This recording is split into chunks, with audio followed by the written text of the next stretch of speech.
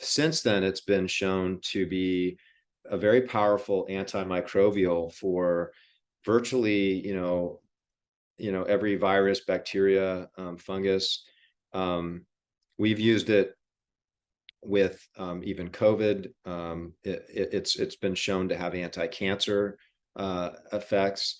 When we start to talk about how it works and what it's good for, it almost sounds impossible. And I get that. I mean, it's like, I hope anybody listening to this doesn't shut down thinking, how could it possibly be something that has that much of a profound effect in the body? And it leaves the body virtually unharmed. In fact, the word magic bullet was coined based on methylene blue and this particular fact that it's so powerful. So because it's so brilliantly blue, it reflects blue and it absorbs red, and specifically red in the 660 nanometers. And so because of that, methylene blue can be used with light therapy, and it can magnify the effects, because once the methylene blue gets into the mitochondria, it can start to absorb these photons. And methylene blue acts as both a pro-oxidant and an antioxidant. And it does this independent of oxygen. And so there's an average of a 30% upregulation in mitochondrial function. Welcome back to the Energy Blueprint Podcast. In this episode, I'm speaking with Dr. John Lieurance, who is widely recognized as one of the top clinical experts in the world on the use of melatonin and methylene blue, as well as endonasal cranial therapy. He runs a clinic in Sarasota, Florida called the Advanced Rejuvenation Center. And in this podcast, we do a deep dive into all things melatonin and methylene blue, two compounds, two substances that tie into the story of mitochondrial health and therefore, of course, energy production and longevity, disease prevention, resilience, sleep quality, brain function, mood, and so much more. I think you're going to get a lot of value out of this episode, so enjoy. So Dr. Lieurance, welcome to the show. Pleasure to finally connect with you. Thank you, Ari. It's a pleasure to be here. So first of all, you run a clinic in Sarasota, Florida called the Advanced Rejuvenation Center. Can you describe what you do there? Because it's a long list of many, many things that you do, and I'm curious to have you give listeners a sense of all the work that you do rather than me try to describe everything. Yeah. Well, I've been in practice for nearly 30 years, and my history is I've had a number of struggles with my own personal health journey. The earliest aspect of that was being in utero in my first 2 years of life in Camp Lejeune, which a lot of people are watching the news now, see attorneys are really looking for people that were living on Camp Lejeune. It was the worst water contamination in U.S. history. And so this created a situation for me personally where I had a lot of challenges growing up with dyslexia and learning disabilities. It's almost like a traumatic brain injury, really. A lot of kids and babies were stillborn. So I would say I was probably lucky to make it out of that. But it has set the stage for me to be very sensitive to a lot of different fluctuations in my own kind of health. And so that, in combination with just being in holistic medicine, I always feel like we were the original biohackers, and that it kind of has come out, and eating granola and hugging trees now is all of a sudden really sexy when you call it biohacking, right? Indeed. But so in being kind of in that area for so long, you could just imagine that you would be able to have experienced so many different aspects of health and healing, and being able to put a lot of these things together. And that's kind of, I think, the culmination of advanced rejuvenation, and why we have such a diverse amount of different therapeutic and physical medicine, different healing devices, and so forth. Okay, give listeners a sense of what conditions you work with or specialize in, and what kind of therapies you're engaging in the process of working with patients. Well, the two main books I have out on Amazon, one's on methylene, I'm sorry, there is an ebook on methylene blue, melatonin, miracle molecule, and also more recently, I released a book on a very little known physical adjustment called endonasal cranial therapy. And the specific form that I have developed and I teach to other doctors is called functional cranial release. And this is something that I started using very early on, and I feel like it is an aspect of what we do here that may allow us to get results in a lot of cases where other people might not, just because of the impact that has on the central nervous system. So basically what it is, it's an expansive pressure where we use a small balloon placed in through the nasal passage, and it releases a lot of bound tissue in and around the cranium. And by doing this, it allows the expression of life force, really. I mean, it almost sounds a little foo-foo to talk about life force and universal intelligence. But this is basically information that runs through our body, and it's the energy, frequencies, and information that provide the healing for our body, and the regulation and the adaptive mechanisms to stressors.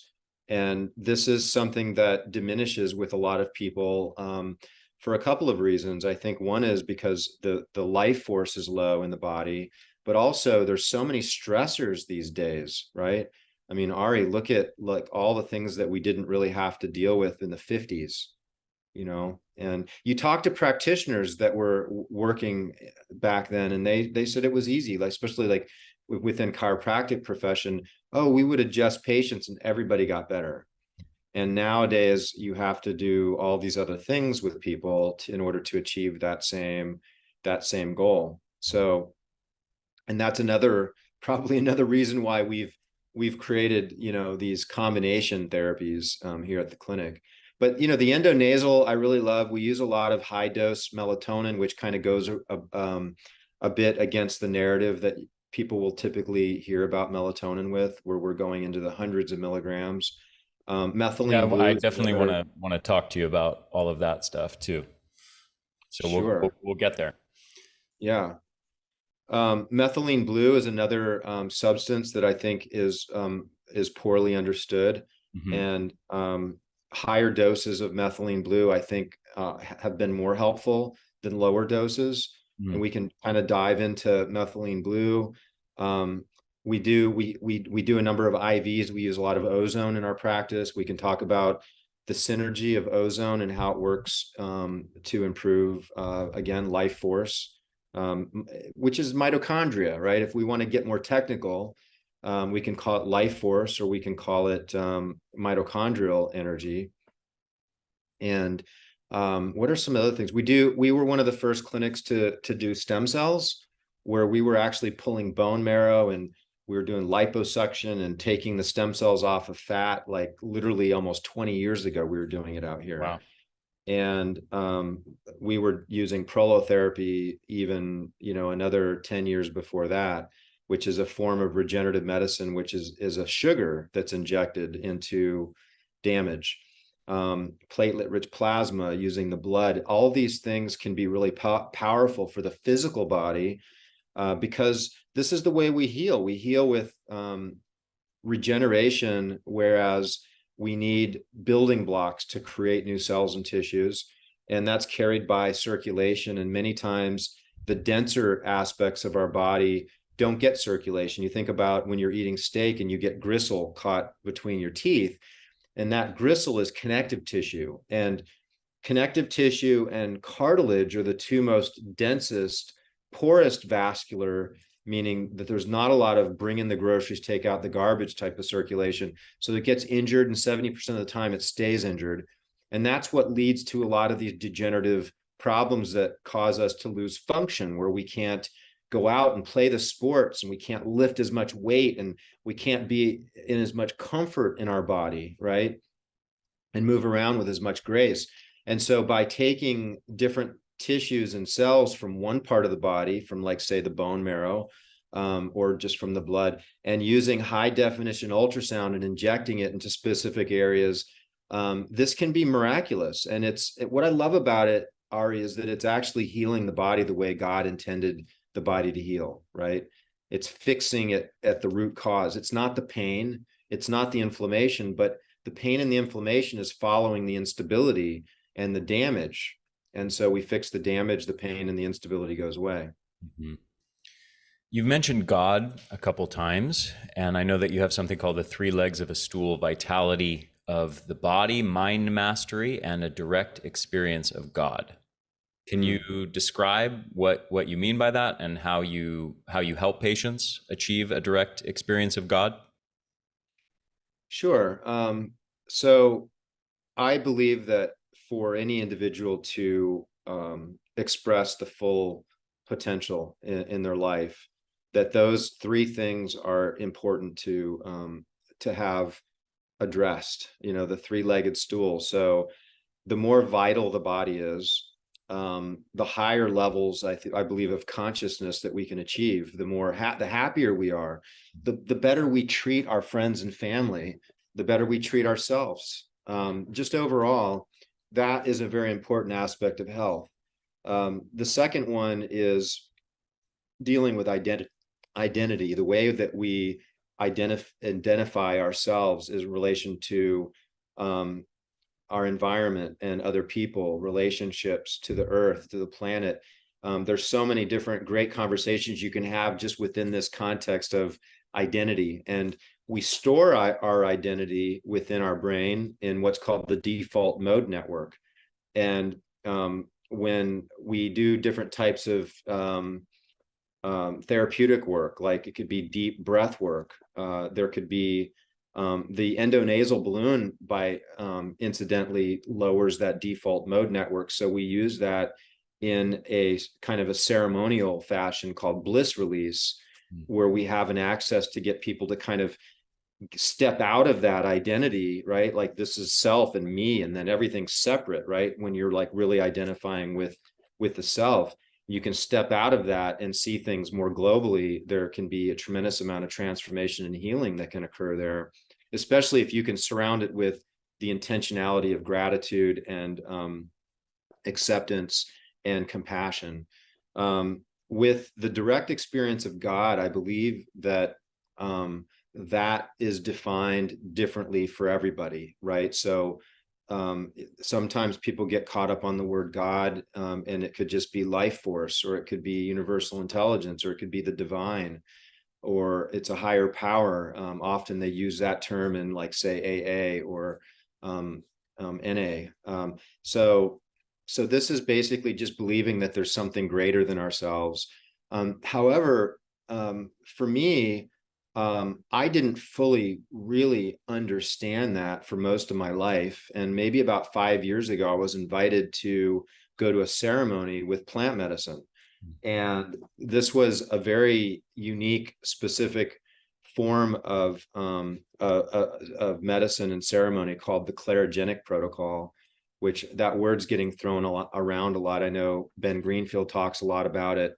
So when I was introduced to this Clarogenic protocol, I was, I had a mask on, I was listening to music, very specific music. I took some medicine, I was laying in a bed, and it was all about the inward journey. I was instructed to do a lot of different forms of breath work. And for me personally, it was an experience that I'll never forget. I felt like I was with angels, and I had this just overwhelming feeling of just being one with everything, and just a tremendous amount of love. And I just imagine that when people at, say, church or any type of religious event, whatever they're talking about was that, like, that was what I experienced. And it was so deep and profound for me that it's changed my life ever since then. And I've seen this type of effect with many. I've even seen this when I've worked personally with people with the bliss release. It's this just mystical experience. And so I think putting those three things together, that was the recipe that worked for me personally. I've seen that working for a lot of other people throughout my work. And I believe that some sort of a psychedelic medicine in the form of a plant medicine journey could be probably one of the most consistent and easily accessed method for people to experience that third leg of the stool. Yeah, absolutely.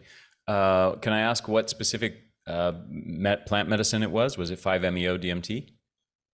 Well, that wasn't. However, I did experience the 5-MeO twice. Uh-huh. And that was probably my greatest teacher, because it was another level of experiencing God that I experienced. And I mean, it's hard to describe.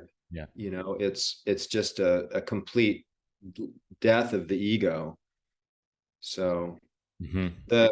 the first experience it was a heart opener. So it was kind of a based on the sassafras tree, which is something that's it's a heart opener. So you feel a lot of love and compassion, and then there was ketamine involved as well. So it was kind of the combination of those two medicines. Mm-hmm. Very cool. Okay, so let's get back into some of the biochemistry stuff, methylene blue, melatonin, all this sort of stuff, and how it works. So first of all, let's talk melatonin. So you've written a book on this called, what was it called? The Miracle Molecule? Miracle Molecule. Mm-hmm. Okay. And you sell products as well as like suppositories, some interesting methods of delivery using some very high dose melatonin. Melatonin is something that, I don't want to use the word, I guess I will use the word, a little controversial. At certainly high dose protocols and what context they're being used is controversial. Let me see if I can paint a brief picture for listeners of kind of the range of takes on this. We have lots and lots of research showing that very high dose melatonin is very useful in certain contexts, neurological diseases, cancers, gut conditions, a number of other medical conditions. And yet we also have certain health experts who warn against the use of melatonin, particularly in already healthy people. So we have everything from people in the high dose melatonin camps are like 100 plus milligrams a night, even, and some people recommending that even for sort of the general population, to people, I'll give you an example. Andrew Huberman is out there really advising against the use of melatonin and talking about how using melatonin can really screw you up and make you dependent on it. So what's your take on that landscape and why there's so much controversy and difference of opinion on this topic? Well, there's misinformation, and there's research that I think at first glance one might glean the wrong idea from it. So let's just kind of go through it a little bit. I loved how you summed it up, by the way. So I think this is really going to be a great conversation for people to hear. So the first thing I'd like to address is melatonin.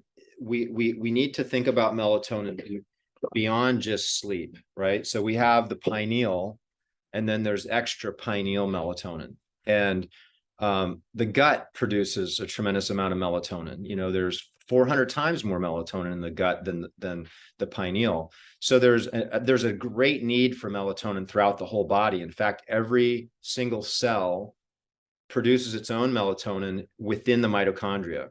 And so in order to understand melatonin, we really ought to take a little bit of a look at some of the science within that.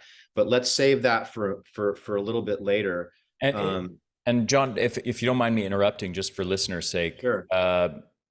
What you just mentioned in passing is actually a pretty new scientific discovery, that all of the cells of our body are producing their own supply of melatonin in mitochondria. This has really only come out in the last couple years that information is like that's happening. Prior to that, everybody thought, oh, it's produced in the pineal gland.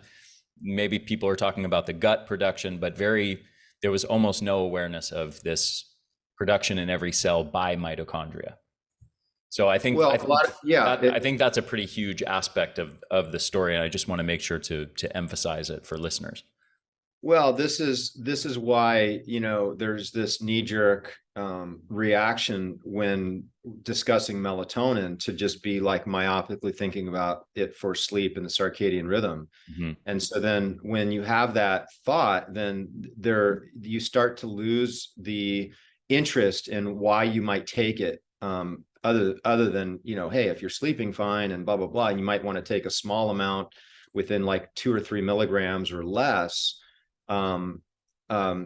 Where there's, so let's take a couple steps back. So is melatonin toxic? So if there's any toxicity to melatonin, this would be something that would be really interesting, right? And the other thing would be, does your body get used to it? In other words, if I take melatonin, am I going to stop producing my natural melatonin? Because this would be a really big headwind, right? I mean, this is something that would be really considered. Now, with testosterone, there's a negative feedback loop, right? With estrogen, progesterone, with cortisol, most hormones, thyroid, they all have this negative feedback. So both of those questions are negative with melatonin. There is no toxicity that anybody has been able to find. They have gone up to doses that would be up like 150,000 milligrams for someone about our size. They just stopped the study, right? So the word toxicity and melatonin shouldn't even be used in the same sentence. However, they are. There's been some things even recently that have come out suggesting that it's toxic to kids, where there's no toxicity. Like, there's no research that's ever shown that melatonin has a toxic effect. The other thing is there's no negative feedback loop. So we produce melatonin based on sun hitting our eyes. And so every day that starts brand new. Pineal gland melatonin. Right. That's in the pineal.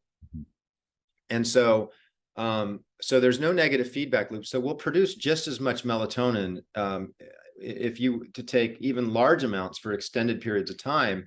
You could stop, and just the very next day, I take hundreds of milligrams every night. And I've gone through months and months of taking it religiously every night, and then I've not had it. I've been traveling, and it's like, oh, I forgot my melatonin. I don't feel, it's nice to have melatonin when I travel, because this is where I feel like there's more stress on my system. And that's where melatonin really shines, by the way, is if you don't have a lot of stress in your life, then you take melatonin, you might not feel a big difference. But if there's a lot of stress, then melatonin is the greatest adaptogen ever known to man. So, we talk about adaptogens, right? Like ginseng or ashwagandha. There's all these different herbs that are great adaptogenic herbs, right? Well, adaptation is simply the ability to respond to a stress and be able to endure that stress. And depending on if that stress is enough to trigger this strong adaptation response, we can be stronger, right? Like exercise or cold therapy or sauna, fasting, right? All these stressors, if they're within a certain window called the hormetic window, there's enough of a stressor that's going to activate the adaptation response, but not too much where it's going to overly exceed our ability to adapt. Well, what's interesting is melatonin opens that window up more. Because what defines that barrier where, oh, it's too much stress, then we have a problem to our system, right? We can get disease or injury, like a sunburn, right? There's a certain amount of sun that we can get to our skin before the sun becomes damaged.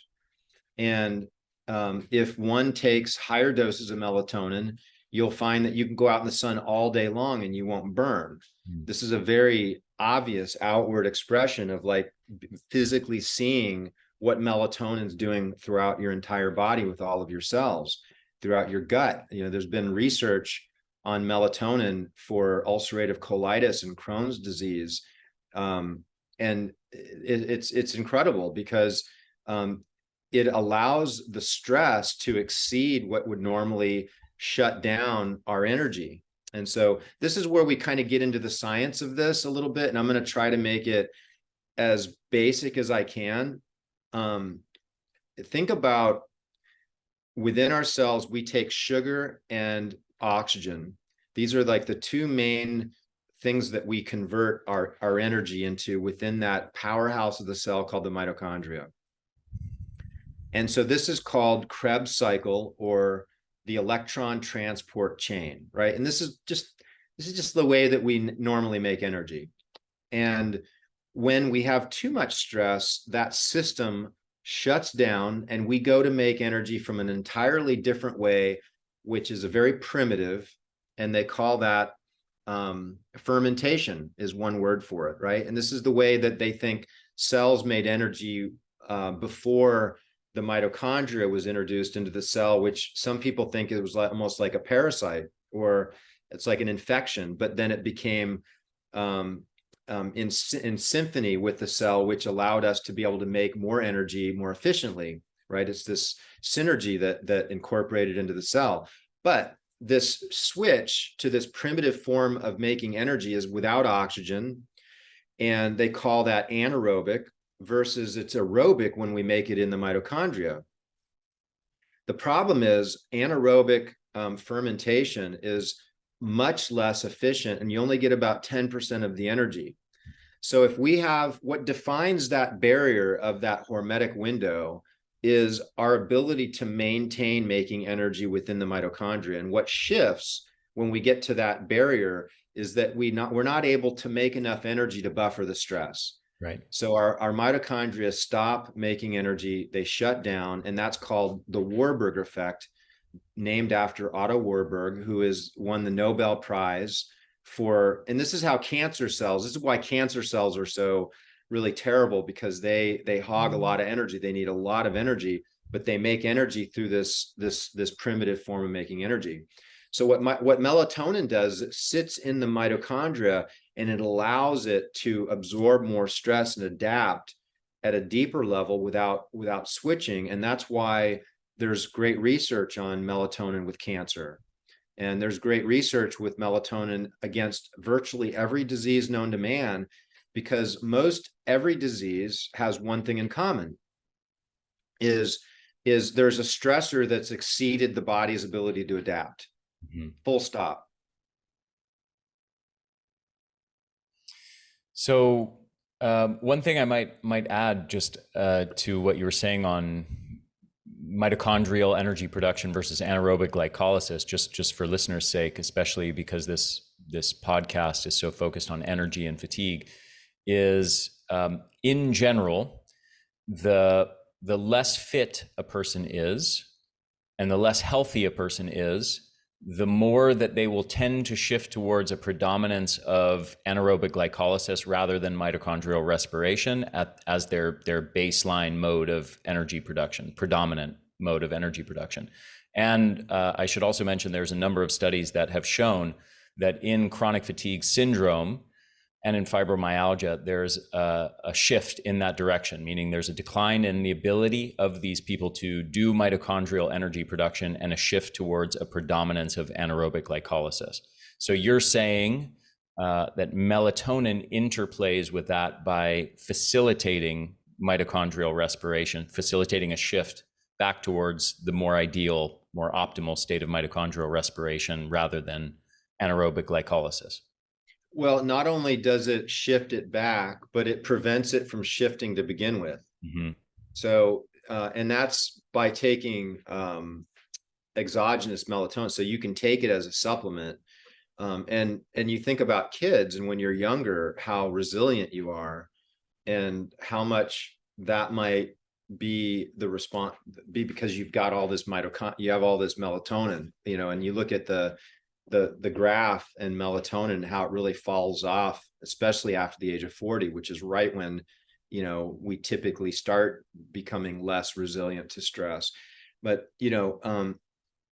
I think that people will find it really interesting to utilize higher doses of melatonin during periods of stress. Some people that might be in challenge situation might want to take higher doses of melatonin on a daily basis, so there's not any like set way to look at this as a strategy. It could be used periodically, or it could be used on a daily basis. There's no problem with doing it daily. That's what, I think people really need to understand, is that there's no reason to be afraid of taking higher doses of melatonin. You had mentioned Andrew Huberman. Boy, I'd love to get an audience with him.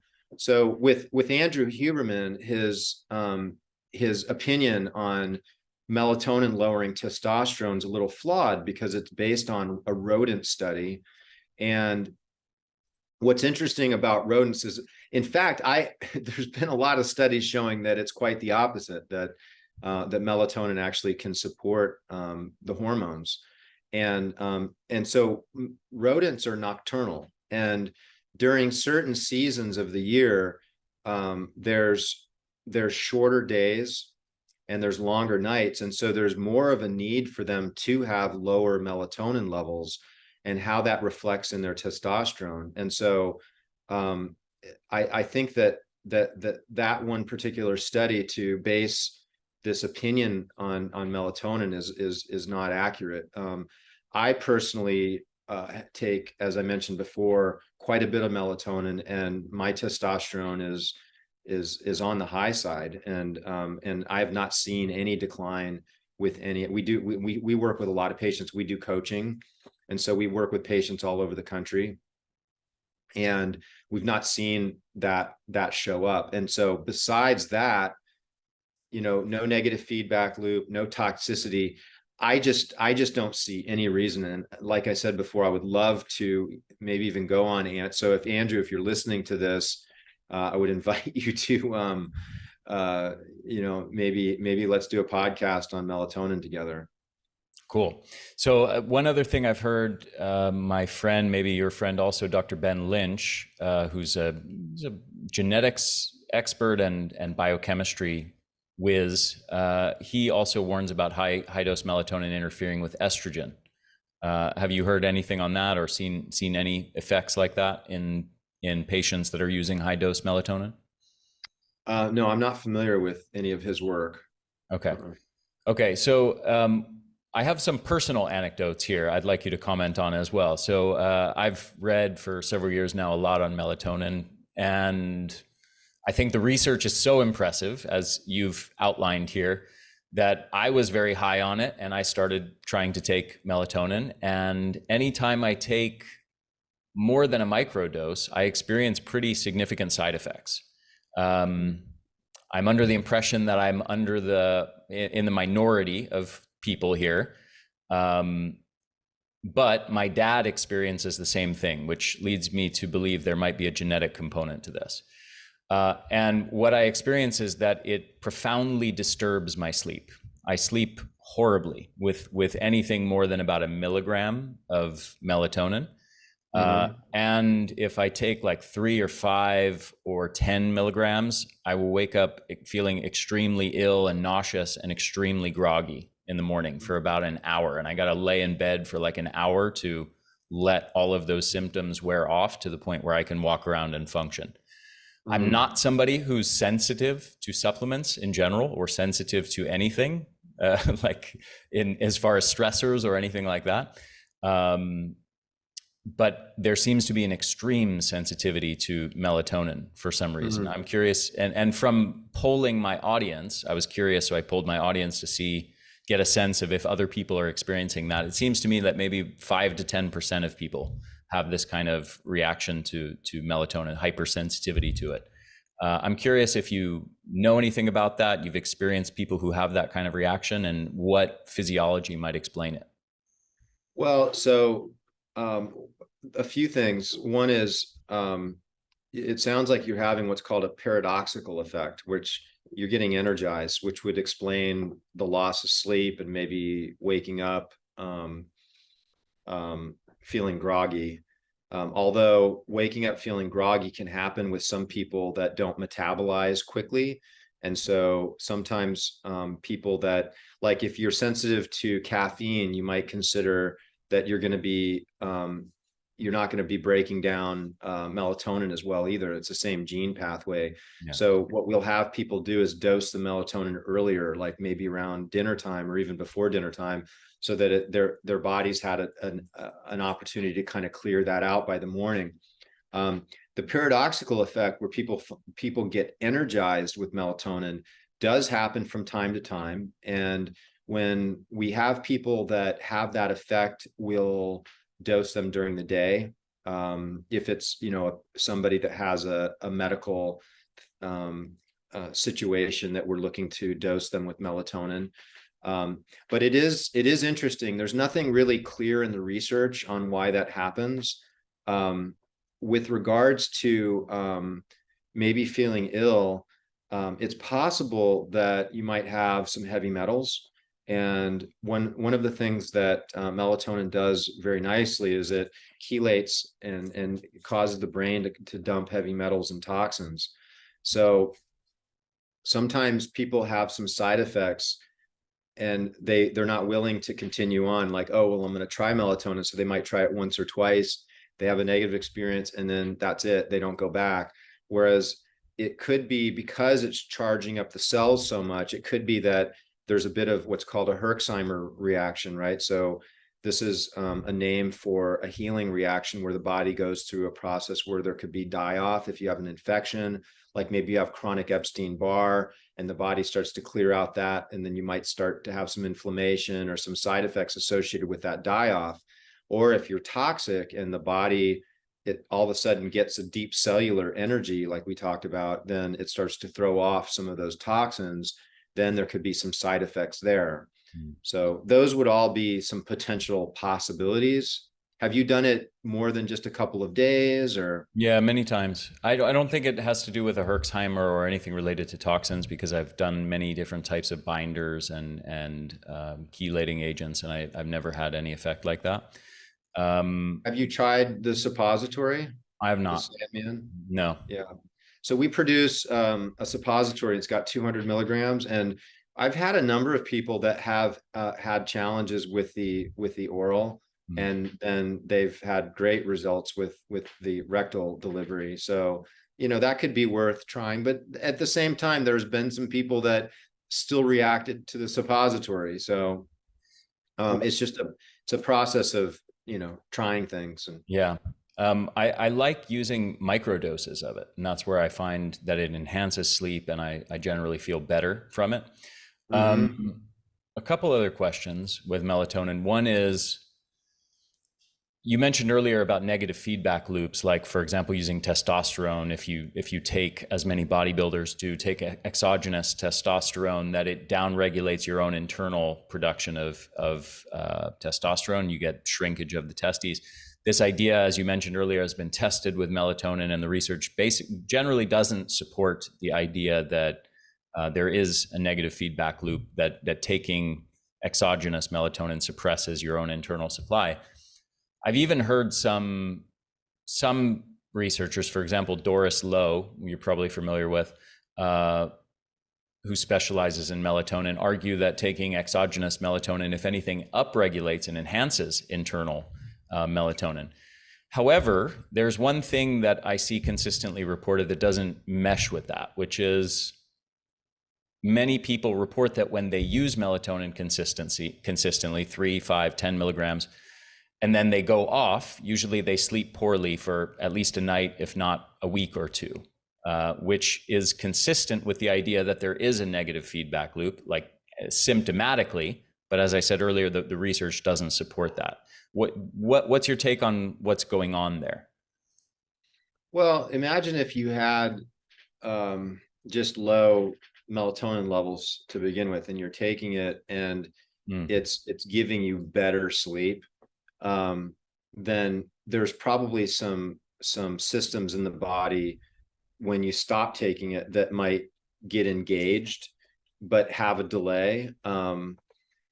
But since there's no change in the melatonin itself, it has to be some other system in the body. And there should be more research done in this. But I don't have a good answer for you. But yes, I have seen that with some people. I think that if there's ever a situation where you're getting something that's really helping you and then you take it away, that the body has to then recalibrate for a bit. Yeah. But that's outside of the actual production of melatonin. Got it. A broader, more abstract question, particularly kind of in the context of the discussion of God that we had earlier in this. Can I ask you if you believe in evolution? I know some religious people who speak of God generally see that as at odds with the idea of evolution. I'm just curious where you land on that kind of spectrum. Wow. Yeah. I mean, it's an interesting conversation. I try to stay relatively neutral, with, in my mind, I think there's a possibility, there's a number of possibilities. I mean, I see the argument with some of the gaps in that, where, we're not seeing some of the, we're not digging up enough, bodies that fill some gaps, right? So the idea that there's some sort of an extraterrestrial involvement, to me, makes some sense, right? So yeah, I mean, I'm not real rigid with that, so I couldn't like answer saying, hey, this is exactly what I believe. I'm kind of open, and I find all the conversations very interesting. Okay, so I'll ask it in a way that it won't matter which direction you believe in. So some context first before I ask this question. We have in our bodies and at the cellular level, like a redox balance. We have our own internal production of reactive oxygen species, and we have our own internal supply of antioxidants, melatonin being one of them, glutathione, superoxide dismutase, catalase, heme oxygenase, et cetera. For a long time, it was thought that the oxidants were the bad guys, and that we need to, sort of oxidants bad, antioxidants good. This idea has been around for a long time, 80 years, Harman's free radical theory of aging, many, many decades of testing.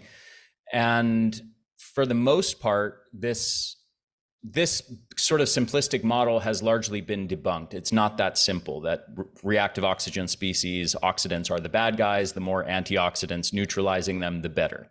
We know now that the reactive oxygen species serve vital roles in the body and are there for a reason: immune defense, signaling for mitochondria to grow bigger and stronger, and mitochondrial biogenesis in response to hormetic stress, many, many other roles. And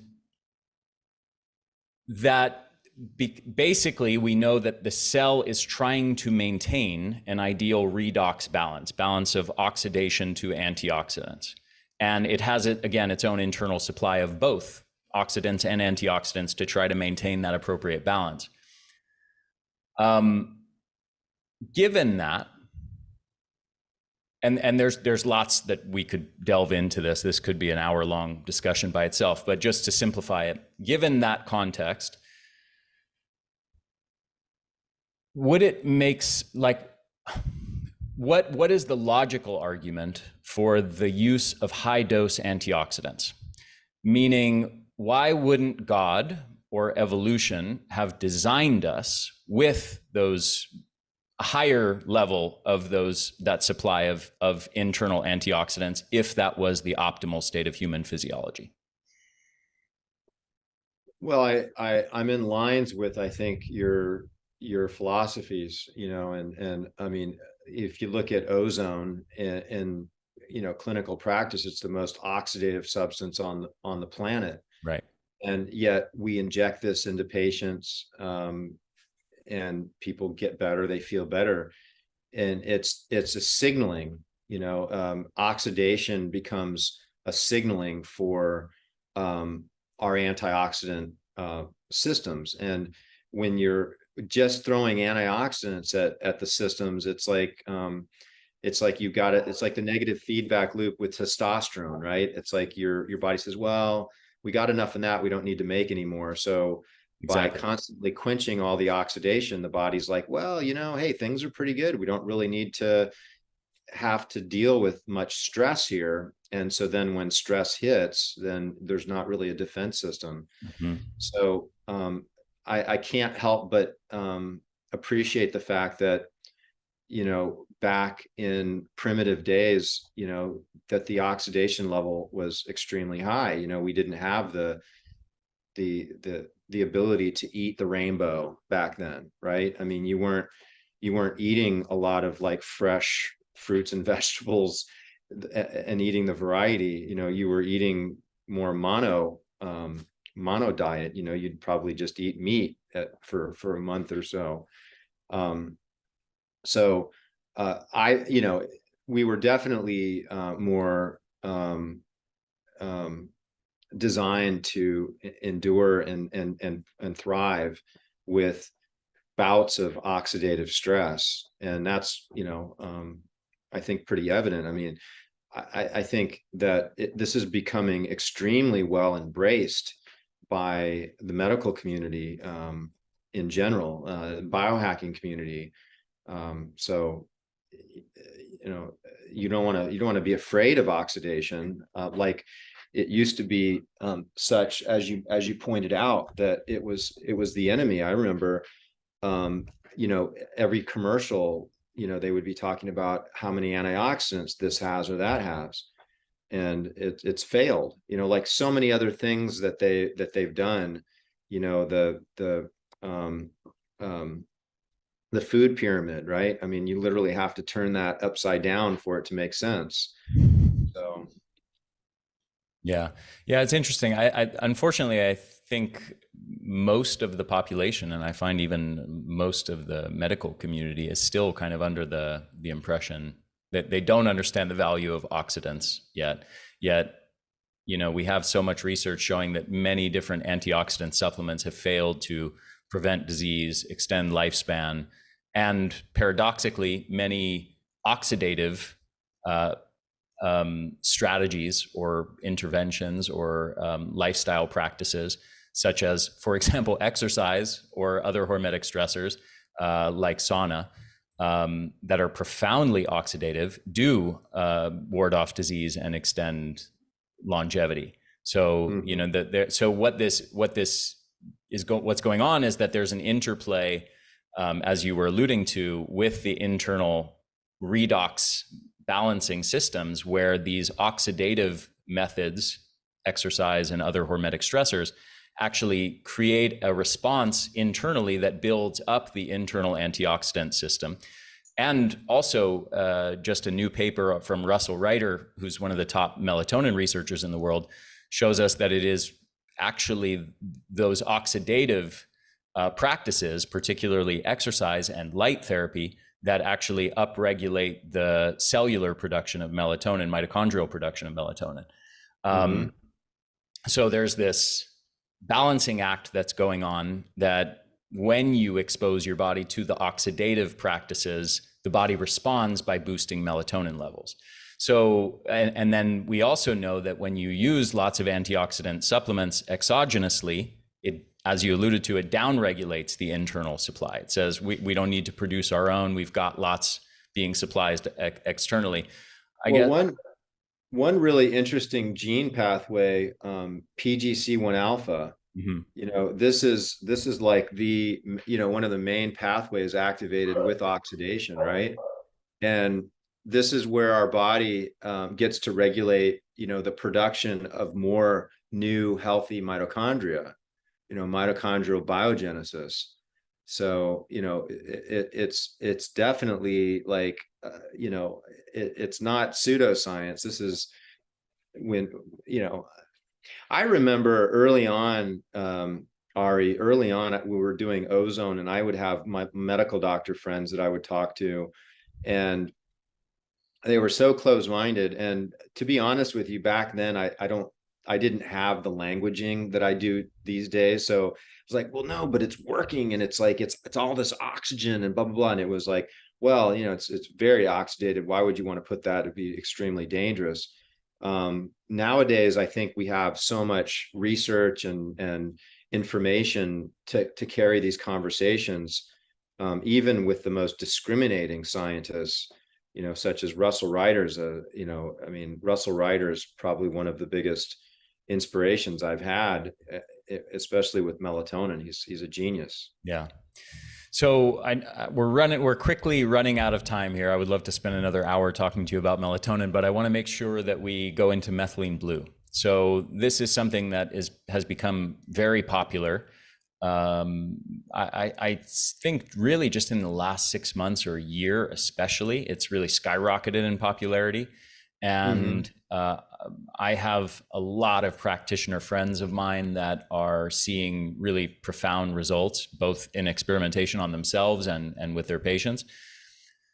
But I think that this is also something that is kind of understood in an oversimplistic fashion as purely just sort of an antioxidant, and nothing really beyond that. And I think there's some more sophisticated stuff going on. So can you talk about what methylene blue is doing physiologically? I guess what it is, first of all, for people who are unfamiliar with it, and what it is doing physiologically. Sure. So it's a brilliant blue salt, and it has an affinity to the mitochondria. And because of that, and because their nerve tissue is incredibly mitochondrial dense, it was originally used as a stain, and so that they could see certain structures in the body very clearly. And it was also used as a stain for clothing and fabric. And so that's what the initial name of the substance was methylene blue. And by stain, just for listeners who don't have a science background, you mean like for microscopy, for histology, for pathology, looking at tissue samples under a microscope and staining it with this chemical to visualize certain structures better. Exactly. Yeah. And then there was Paul Ehrlich was looking for a cure for malaria. And so what they would do is they would stain the bacteria, or the parasite or whatever they're looking at, and then they could see it, right? So then they could use different drugs and substances to see the effect that was happening. They could see things dying or thriving or whatever. So they were using the stain through their experiment, but as soon as they added the stain, it killed the parasite to malaria, and so they had their cure to malaria. And since then, it's been shown to be a very powerful antimicrobial for virtually, every virus, bacteria, fungus. We've used it with even COVID. It's been shown to have anti-cancer effects. When we start to talk about how it works and what it's good for, it almost sounds impossible. And I get that. I mean, it's like, I hope anybody listening to this doesn't shut down thinking, how could it possibly be something that has that much of a profound effect in the body? And it leaves the body virtually unharmed. In fact, the word magic bullet was coined based on methylene blue and this particular fact that it's so powerful.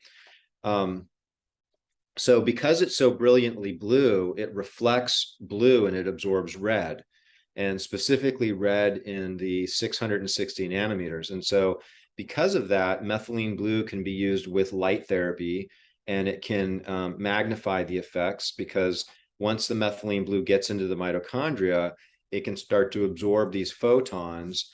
And methylene blue acts as both a pro-oxidant and an antioxidant.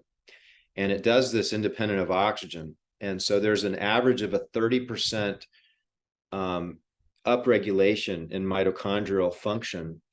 And so there's a number of different studies out there on mitochondria, on methylene blue, for a variety of different types of conditions. One really interesting condition is depression. So one of the things that a lot of people will find when they take methylene blue is that their mood will be elevated because it has some benefits, somewhat like an SSRI would have on mood. And they did studies where they started out with a smaller doses of methylene blue, and they increased it and they increased it, and they went up to as high as 500 milligrams per day. Mhm. And this was for a year, and they had very little side effects.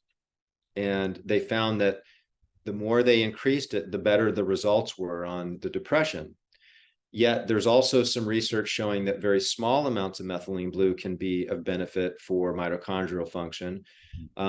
My experience clinically has been that dosage can be unique for each individual, and that there's, especially when you get up under 4 milligrams per kilogram of body weight, you're well within the safety zone, and probably individuals can go more, but that's kind of the rule of thumb that I hear from a lot of the experts out there, is between 0.5 milligram to 4 milligrams per body weight.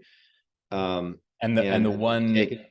I'm remembering, there's one medical condition that's a contraindication. It's like glucose 6 phosphate deficiency or something like that. Very rare genetic disorder. Typically people know they have that. The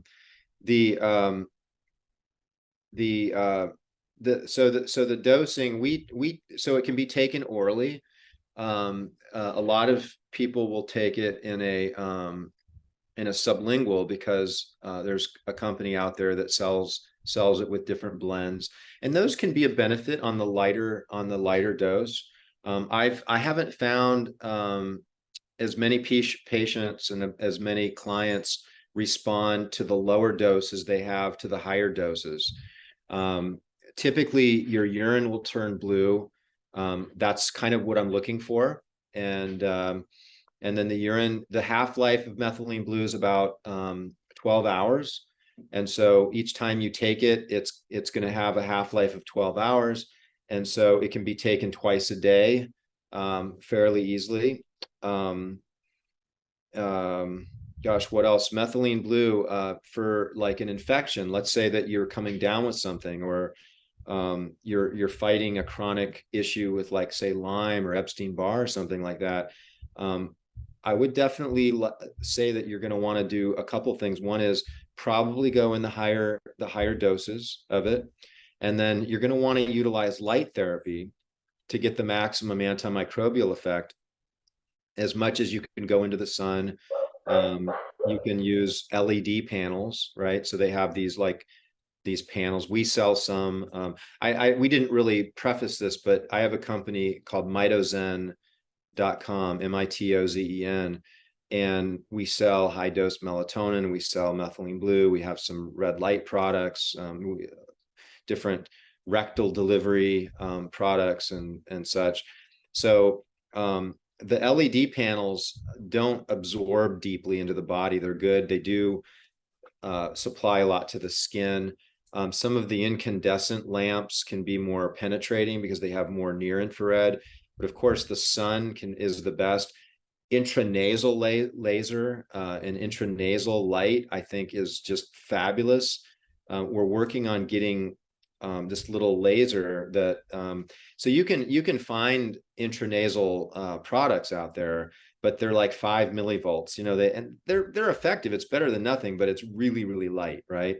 So we're working on a device that I'm calling a Mitotorch, which is like a stronger laser that's about 300 millivolts. Mm-hmm. And we're getting some of our clients using that intranasally, intraorally.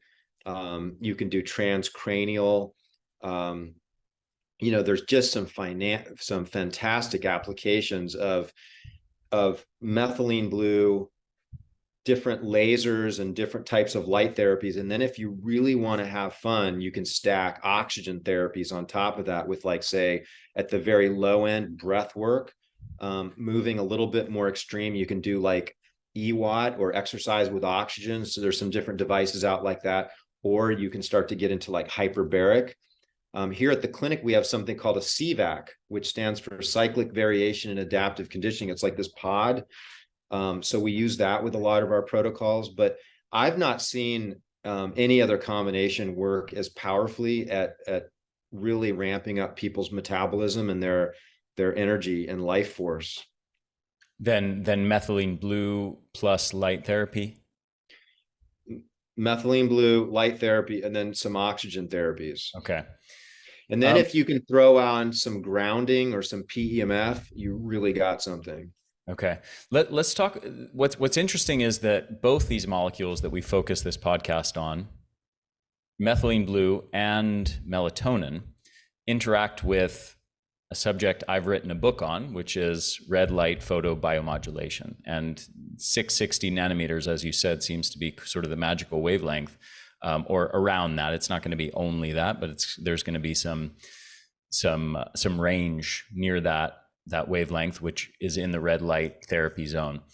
And as Russell Reiter has found, this red light frequency increases mitochondrial production of melatonin at the cellular level, extrapineal melatonin production, and there's synergy, as you've said, with methylene blue. Now, the specifics of that are, I think, interesting, because this is something that is used, for example, in blood transfusions.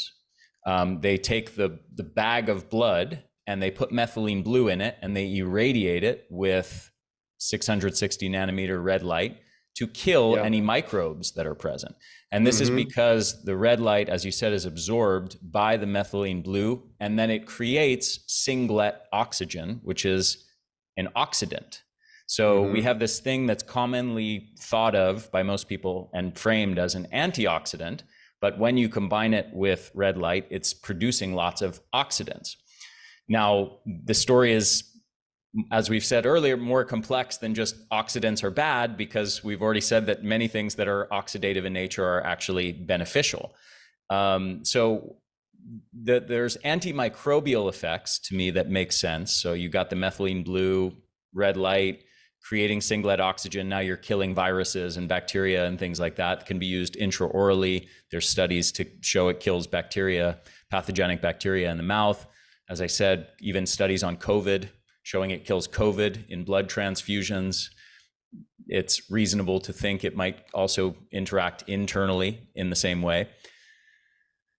What do you think's going on outside of the antimicrobial effect? What do you think's going on with the combination of methylene blue and red light as far as the energizing effect or brain enhancing nootropic effect? Do you think it's similar to ozone, and that basically what you're doing is creating a burst of reactive oxygen species that's then creating a beneficial adaptive response? Or what do you think's the physiology underlying that? Well, so the electron transport chain is, so the mitochondria moves electrons, right? So that process of moving electrons is exothermic. It produces heat. And so what methylene blue does is it gets in there and it acts to like donate electrons, right? So it's like just like here. So it kind of lubricates that chain so that it goes more efficient. And so there's 4 complexes in the mitochondria, and they're all named based on the numbers: complex 1, 2, 3, and 4. There is a 5th, but it's for this conversation we'll just focus on the 4. And methylene blue upregulates the 1st, 2nd, and 3rd by 110%. Yet it only upregulates the 4th by 70%. And that 4th complex is called the cytochrome C, and cyto for cell and chrome meaning light. And so when you add light, it supports that last protein so that it really fully lubricates that whole system. But yeah, so since red light photons interact directly with cytochrome C. Right. Yeah, that's interesting. Okay, so we've got the singlet oxygen antimicrobial effect and this other mechanism interacting with cytochrome C. Very interesting. What do you think, as I know you said it's individual, but what do you think as far as dosage range that's ideal for working with methylene blue? It used to be thought several years ago when I first started experimenting. Actually, I first started experimenting with methylene blue when I was a kid in my fish tank to help Mm-hmm. cure my fish of I think they call the disease ichthyosis or something like that, of certain fish diseases where methylene blue is the predominant treatment. But when I started experimenting with it in my own body instead of my fish tank, what was common back then was to recommend these tiny micro doses of, I forget, in the range of like around 1 milligram or 1 to 3 milligrams a day, zero point 0.1 milligrams, stuff like that. And as I remember, I started to go and actually explore the studies, and a lot of the animal studies were using doses that were 50 or 100 times or 200 times more than that. What do you think are some optimal dosing parameters to give people to maybe play around with experimenting with methylene blue? Well, I think between 40 and 80 could be, I think, a good area for people to start. And when you start getting some issues with, like I said, if someone was dealing with an infection, and of course, I should probably preface this that this is not medical advice, and that if you're looking at taking methylene blue, you should talk to your healthcare provider before you start. And so this is just for educational purposes, that in our practice, we will have people take sometimes even 500 milligrams in a day. I mean, this is not anything new. I mean, this is something that's been done, in many studies. We also, something that a lot of people are going to find online is this idea that taking methylene blue along with anything that deals with serotonin, SSRIs or psilocybin or MDMA or St. John's wort even, so all of these kind of work on serotonin. And so there's a concern that someone would get a serotonin storm, which can be lethal. What I found is that these warnings were based on 5 cases, and those cases were receiving a thymectomy, meaning that they were having their thymus gland surgically resected.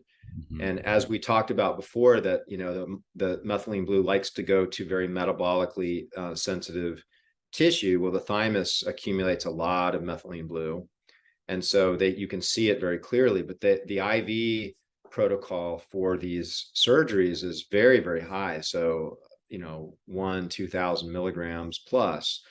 And so these patients did not do well that were on SSRIs. But after that, Mayo Clinic came out and rescinded this warning, saying that we only warn SSRIs if you're getting this one surgery with these really high doses of methylene blue, where the FDA has maintained that warning that's just basically kind of vanilla, saying no SSRIs along with methylene blue. But I can tell you that we've seen this with a number of patients, and even the expert Francisco Gonzalez Lima made a statement that he's very disappointed with the way this was all handled, because he feels like hundreds of thousands of people, could have benefited, because the research was so good on depression that all of the psychiatrists and psychologists could have been using this as a tool that could work potentially much better than any other therapy available.